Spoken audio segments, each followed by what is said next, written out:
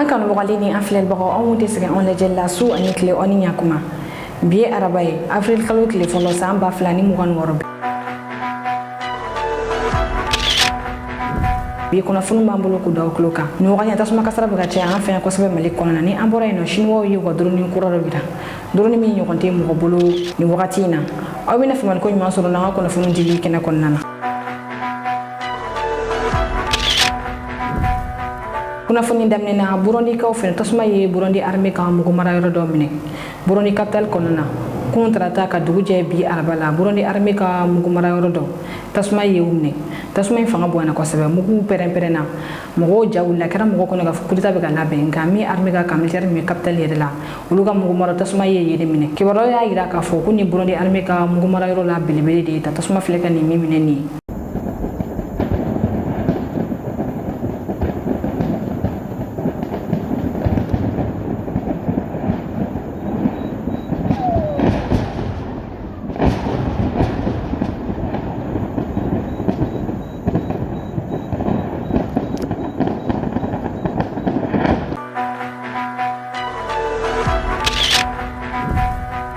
bisimila ko kunnafoni kɛnɛ kɔnɔna na Kayisugu wa tasuma ye minɛ an ye kunnafoni sɔrɔ k'a fɔ min ye Kayisugu wa tasuma wulila jɛna cɛni barika bonyana kosɛbɛ pompier mɔgɔw kɔnɔna na bilan bɔra a ko la b'a yira k'a fɔ mɔgɔ 3 o de nin tora a la min ye mɔgɔ 1 ye o de joginna o kunnafoni sɔrɔlen fɔlɔ ni wagati in na an filɛ don min na bi ka kɛ ni nɛgɛ kaɲɛ 8 waati ye ka da la k'a fɔ tasuma ale kɔni wulila ɲama na i n'a fɔ ɲamatɔ yɛrɛ filɛ ba tasuma ye wulila ɲama la bada la wulila ɲama de la comme an b'a lɔn k'a fɔ depuis Kayan kabini kunu fitiri kɔfɛla la donc an y'a k'a fɔ Kayan fiɲɛ wulila a barika tɛmɛna kosɛbɛ halisa sɔgɔmada in na an ɲɛ b'a la k'a fɔ o fiɲɛ kelen bɛ ka ten donc ni tasuma donna ɲama na i ka da la k'a fɔ a ta ka teli quoi voilà ni fiɲɛ donna kɔrɔ dɔrɔn o y'an ka taa de i n'a fɔ an ɲɛ bɛ daga in na cogo min na du fɛn min bɛ yan a bɛɛ jenina bololaminɛw jenina balow jenina fɛn bɛɛ lajɛlen jenina i n'a fɔ yɛrɛ da donna cogo min na k'a fɔ a kɛra sababu ye fɛn min ye an balimamuso dɔ n'ale tun lajɔlen don ale tora a la ne ka fara den a n'a dɔgɔnin kan donc vraiment kɔni an bɛ se ka min fɔ an bɛ dugawu dɔn k'u ye ka da la k'a fɔ ala ka hinɛ u la ala ka kuma la k'u dayɔrɔ nɛma nin kɛnɛ fana ɲamakɔrɔkaw fɛ yen nɔ min ye gazi bila yɔrɔ dɔ ye tasuma wulila yen na kun tarata ka dugu jɛ bi avril kalo tile fɔlɔ la min ye ɲamakɔrɔkaw fɛ pompier mɔgɔw wulila ka na tasuma dɔ faga tasuma ale fanga kun ka bon kosɛbɛ pompier mɔgɔw ye heure 2 bɔ ɲɔgɔn kɔ de kɛ u bɛ ka tasuma in faga kunnafoniw y'a jira k'a fɔ min ye gazi bila yɔrɔ in yɛrɛ tigi tasuma ye ale jeni an filɛ wagati min ko sisan wagati an bɛ ka kunnafoni labɛn ale bɛ furakɛli boloma dɔgɔtɔrɔso la an bɛ dugawu de kɛ ala ka nɔgɔya kɛ a ye. Niger armée ye opération dɔw kɛ ni marsi kalo in laban na difakaw fɛ Niger armée ye banbagaci 2 ka dankari kɛ olu na ni banbagaci ninnu olu tun b'u opération kɛ sow de la i b'a ye k'a fɔ kɔrɔlen banbagaciw mɔgɔw b'a dɔn k'a fɔ b'u opération kɛ moto de la ale ni pick-up nka ni banbagaci ninnu olu tun b'u opération kɛ so de la o kɔfɛ dosokaw fɛ Niger armée ye dankari kɛ banbagaci 3 nin na o kɛlen kɔ ka kunnafoni jɛlen sɔrɔ k'a fɔ ko ni banbagaci Niger armée ye u nɔfɛ gɛn ni ka dankari kɛ u nin na opération ni y'a kɔnɔna na Niger armée ye tɛgɛ da banbagaciw ka feerelikɛla dɔw kan ale minɛ wari min wacan saba wari miliyɔn 3 ye ka bɔ Burkina ka na Niger banbagaciw mago bɛ minɛn na balo furaw minɛn suguya bɛɛ ale b'o de san banbagaciw ye Niger armée ye tɛgɛ kɛ ale la sifin 2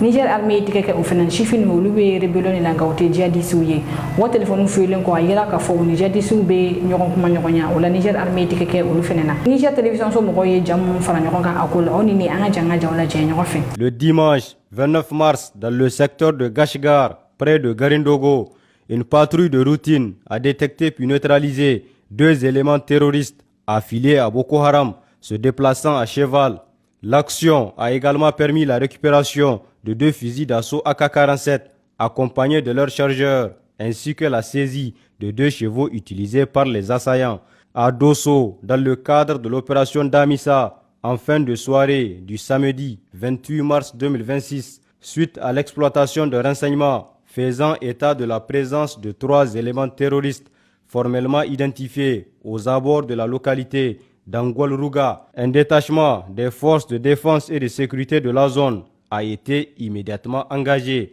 L'intervention rapide et coordonnée a permis la neutralisation des 10 assaillants. Sur la rive droite du fleuve Niger, au sein de l'opération NIA, lors d'une patrouille menée dans la périphérie de Tamou, les éléments engagés ont interpellé un individu suspect identifié comme ravitailleur actif au profit des groupes armés terroristes en provenance de Botou en territoire burkinabé. La fouille opérée a permis la saisie d'une somme de plus de 3 160 000 francs CFA. Les premiers éléments d'exploitation indiquent que ces fonds étaient destinés à l'acquisition de vivres et de produits pharmaceutiques au profit des 10 groupes armés. À Zender, sous la responsabilité de la zone de défense numéro 3, en périphérie de la ville de Zender, 2 individus fortement suspectés d'appartenir au mouvement mercenaire MPLJ ont été interpellés tard dans la nuit du 27 mars. L'exploitation de leur téléphone portable a permis d'établir l'existence de liens étroits avec les groupes armés terroristes. Chers concitoyens, la situation sécuritaire sur l'ensemble du territoire national demeure sous contrôle.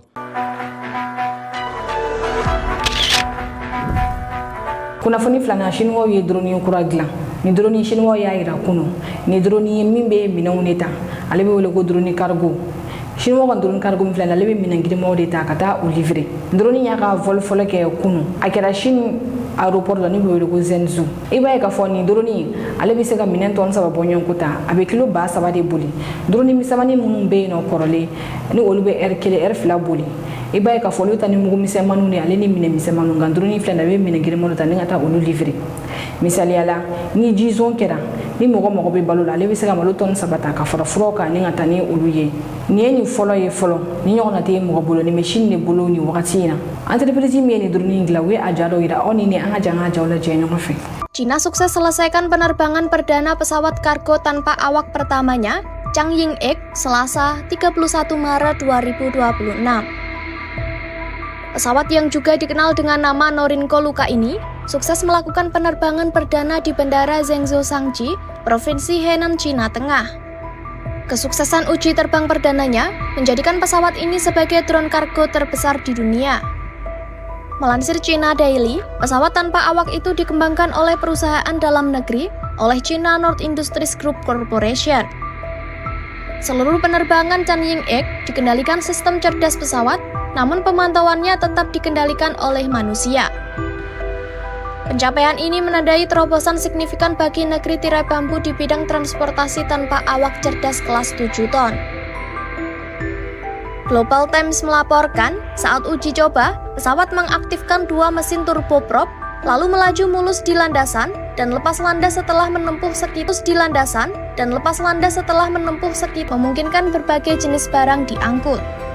Mulai dari kargo umum, hasil pertanian segar hingga perbekalan darurat. Kunnafoni sabanan chrétien école so olu la kol karamogo ani direction min chino do chrétien école ma maliano olu be nyokona kirila ni kirin jabi ale bena bo afrika lo kile mwa nata ni sen ko na mali autoroute ya olu me musaka min di chrétien école mutana saka construire to ni kam musaka nunti akala sababu ye mi ye ni chrétien école so nu la kol karamogo ba fla bonyon ko olu tora chômage la munu o ye sam mo ke do re santa o ka kurdi ni école so nu na ubla la ka barala dura mi kan aduma ni bla la ka barala o dura o mandi uma uma kuma yɛrɛ fɛnɛ kɛ o kan o la o direction mɔgɔw ye ɲɔgɔn sɔrɔ kiri la kiri in jaabi kun ka bɔ tɛnɛndugu tɛmɛnen marisi kalo tile 30 nka direction min cilen do chrétien école ma mali yan olu y'a yira k'a fɔ ko tiɲɛ yɛrɛ la kumaw kɔnɔ olu y'a dɔn k'a fɔ kelen kɔ ka mɔgɔ nin bila bɔ baara la olu kun kan ka dɔrɔn dɔw sara u ye o la u b'a laɲini tile damadɔ ka d'u ma u bɛ se cogo min na ka wari ninnu sara dɔɔni dɔɔni kiri tigilamɔgɔ olu kɔni ma gɛlɛya kɔn don a la u y'a yira k'a fɔ kiri in jaabi tɛna bɔ tuguni tɛnɛndugu nka tile 20 de bɛna kɛ tile 20 mana dafa kiri jaabi o bɛ bɔ lakɔli karamɔgɔ ninnu ka Sénégal jɛkulu ɲɛmɔgɔ ni ale tɔgɔ Kalifa Kamate a kumana a y'a yira k'a fɔ k'olu nimisalen taara ni ko ina kiri la ko sabula olu y'a ɲɛfɔ cogo direction mɔgɔ ma sɔn k'olu lamɛn ko n'u y'olu lamɛn k'a yira olu la k'a fɔ tiɲɛ yɛrɛ la wari de tɛ yen nɔ nka aw ka dura kɔni bɛ yen nɔ an bɛna sɔrɔ dɔɔni k'olu tun bɛ sɔn o ma nka a kuma sɔn cogo si la k'olu lamɛn o de la u taara nin ko in na kiri la aw ni an ka jɛ an ka Kalifa Kamate ka laseliw lamɛn ɲɔgɔn fɛ nin ko in kan. Disons à l'employeur que si nous sommes arrivés jusqu'à ce niveau, c'est du fait d'un manque de dialogue. Au départ, nous n'avons jamais souhaité nous n'avons jamais pensé qu'un jour, nous allons nous retrouver au tribunal avec notre employeur. Nous avons été jetés dans la rue sans que nous ne soyons appelés pour nous expliquer clairement les choses, même si entre l'État et l'employeur, ils ne se sont pas compris en ce qui concerne le paiement des subventions. Mais qu'est-ce que nous avons à voir avec ça réellement? Donc, nous sommes des victimes et nous espérons que l'employeur quand même fera tout son possible pour nous mettre dans nos droits, parce que il aurait pu quand même nous appeler et nous dire bon voilà X ou Y, voilà vos droits s'élèvent à temps, je suis prêt à vous payer à partir de tel moment compte tenu de mes difficultés. Donc dans ces conditions-là, peut-être que nous ne serons jamais transportés au niveau du tribunal, mais nous avons été licenciés, on ne nous a pas dit quel est le montant de nos droits, on ne nous a pas dit à partir de quand nous allons percevoir ces droits-là. C'est le silence radio et on nous fait parachuter des lettres de licenciement et des certificats de travail et on ne nous dit rien du tout. Nous écrivons à la direction nationale du travail pour leur expliquer la situation. Une première fois, une deuxième fois, on ne nous répond pas.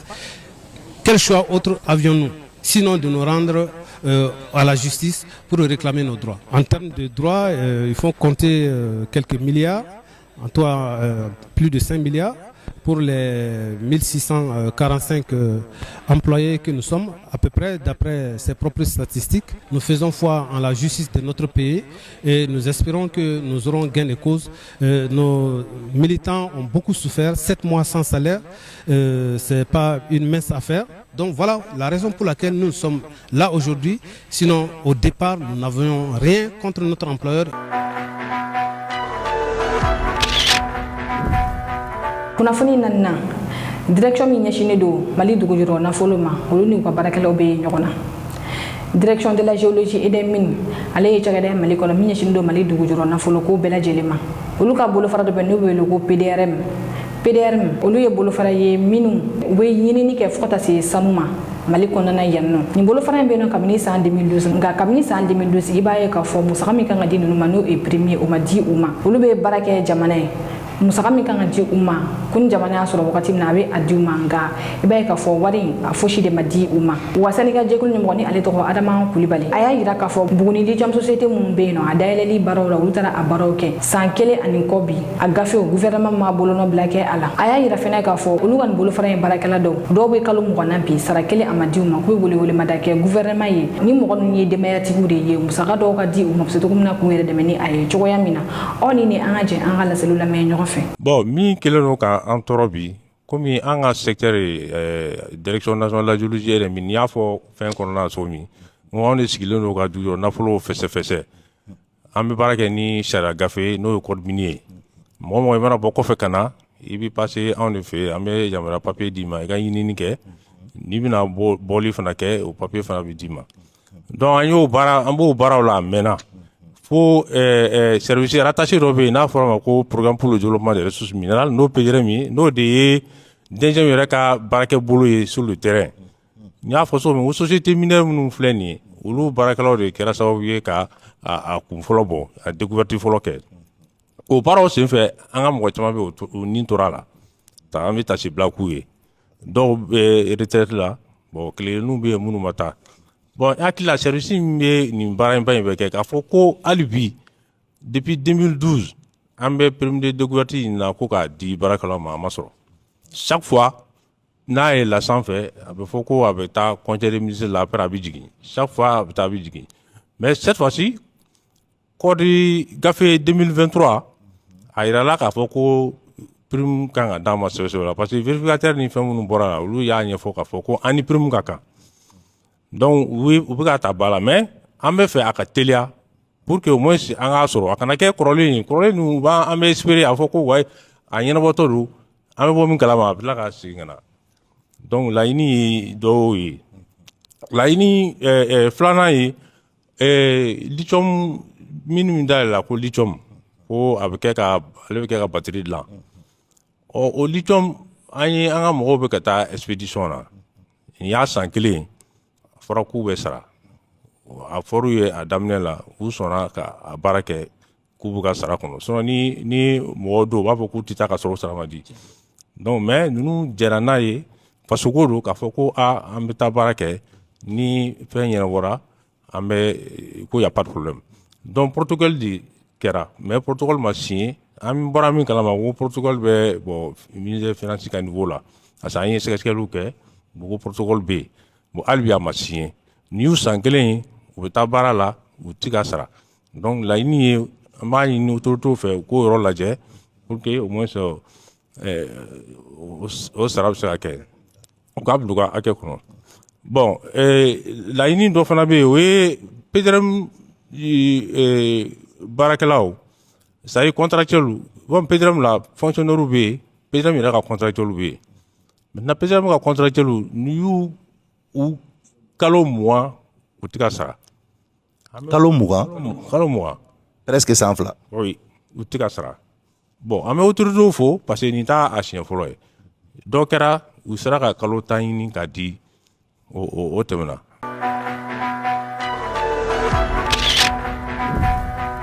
kunnafoni duruna Afrique jamana 10 min kan ka taa Coupe du Monde kɛnɛ kan olu dɔnna ka ban. Coupe du Monde ale kan ka kɛ ni san 2026 na juin kalo tile 11 nata la. Jamana saba olu bɛna fara ɲɔgɔn kan Coupe du Monde k'ale organisation baaraw kɛ ni o ye Mexique, Canada ale ni États-Unis. Afrique jamana 10 min kan ka taa ni kɛnɛ kan olu ka liste bɔra. Liste daminɛna Maroc de bɛ yen nɔ ka fara Tunisie kan, Égypte, Algérie, Sénégal, Côte d'Ivoire, Ghana,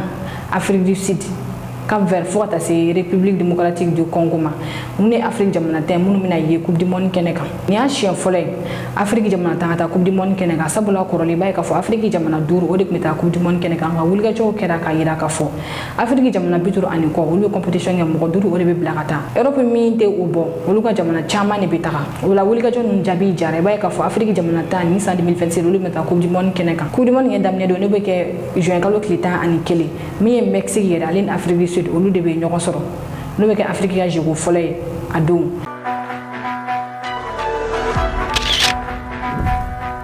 kunnafoni kuncɛ la an bɛ taa Laginɛ Conakry. Abubakar Sidiki Jakite ni ale bɛ wele Tuma ale ka suturaliw ma kɛ halisa. Abubakar Sidiki Jakite Tuma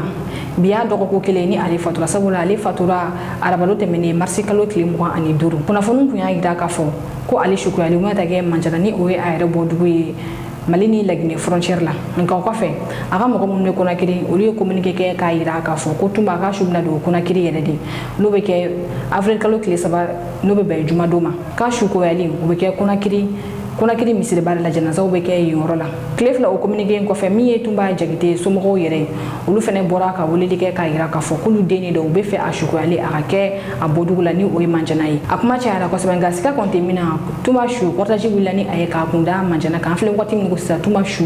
ale kɔni sera Manjanakaw fɛ ni a sukoyali b'a dɔn olu bɛna de labɛn Manjanakaw de fɛ yen nɔ. O b'a jira k'a fɔ siga foyi tɛ a la. Kunnafoni fɔlɔ min bɔra k'a jira k'a fɔ min ye commandant Abubakar Sidiki Jakite Tuma ale sukoyali ma ta kɛ a bɔdugu de la ni o ye Manjana ye Mali ani Laginɛ frontière la. A su tali ka taa ni a ye Manjana jamu farala ɲɔgɔn kan a ko la. Aw ni an ka jamu lajɛ ɲɔgɔn fɛ.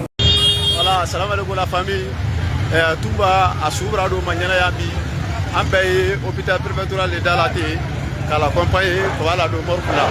Wole ka ira ma yana ka bɛɛ lajɛlen na o Tumba su bi abrase ya a ye ambulance mɛn ne kɔnɔ a yɛrɛ ye ambulance mɛn na ten Tumba su ye mɛn ne kɔnɔ wole ka ira bɛɛ la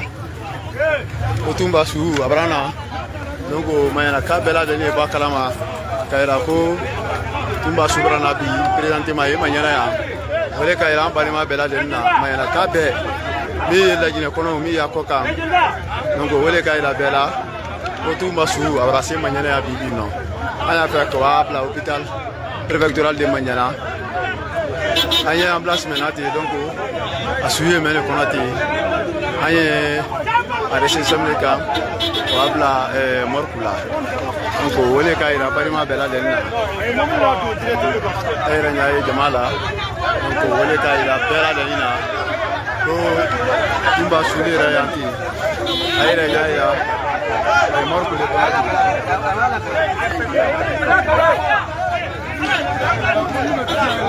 donc Ibrahim ten a yɛrɛ ka jama ye Tumba su de yan ten a yɛrɛ ɲa ye jama la wole ka ira bɛɛ lajɛlen na ko Tumba yɛrɛ su ye Manjana yan ten ambulance mɛn ten a su ye wole kɔnɔ ten donc ka ira balima bɛɛ lajɛlen na a yɛrɛ ɲa ye jama la donc a ye ɲa min kan Ibrahim donc o de ka yɛrɛ bɛɛ lajɛlen a su ajintɔla le ten a su lajintɔla le ten a yɛrɛ b'a ye a su lajintɔla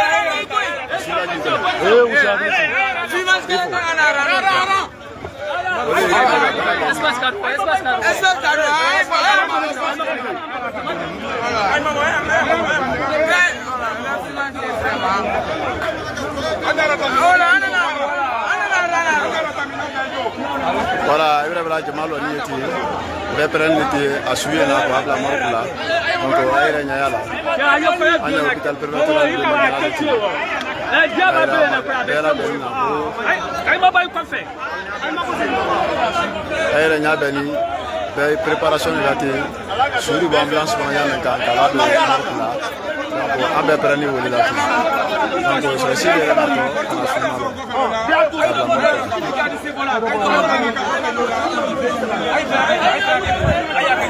aye ana kadoni aye ana kadoni ayala kadoni ayala kadoni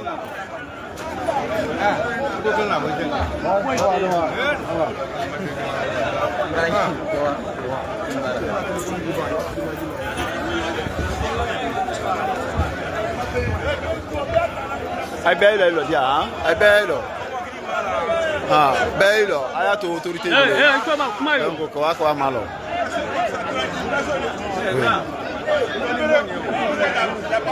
Jaira como que bom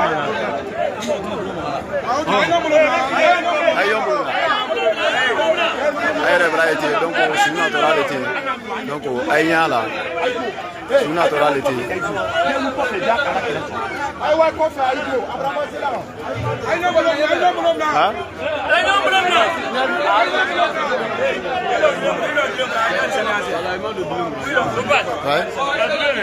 ah bola bu ay bola ay tabra lo nyaro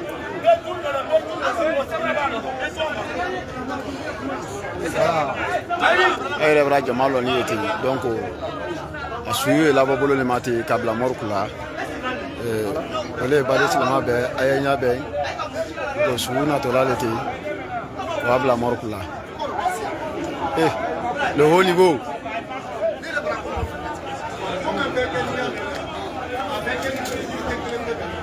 donc ayora jama be lo ni eti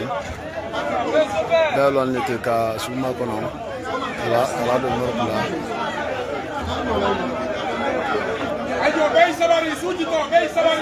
Bey sabari suna tolalete sula jin tolalete ka bo mondi kono donc bey sabari